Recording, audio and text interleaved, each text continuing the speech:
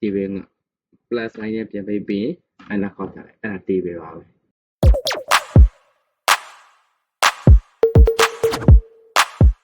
software ထဲမှာ processor တေပဲဆွဲချင်တယ်ဆိုရင်ဒီဗီဒီယိုကြည့်ပါ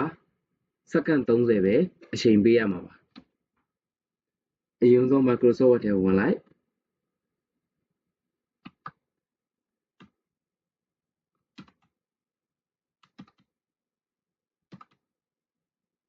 โอเคဒီဘေးက plus sign နဲ့ပြန်ပေးပြီးအဲ့ဒါခေါက်ထားလိုက်အဲ့ဒါဒီဘေးပါပဲပြီးနောက်ထပ်ဒီဘေးကိုထပ်လုပ်ချင်တယ်ဆိုရင်တက်ကြီးနဲ့တုံးသွားလိုက်အောင်ပါပဲကျွန်တော်ရဲ့ YouTube channel လေးကိုလည်း subscribe လုပ်ပေးဖို့တောင်းဆိုချင်ပါတယ်နောက်ထပ်ဗီဒီယိုမှာပြန်ပြီးဆုံတွေ့ကြပါမယ်နောက်ထပ်ဗီဒီယိုမှာပြန်ပြီးဆုံတွေ့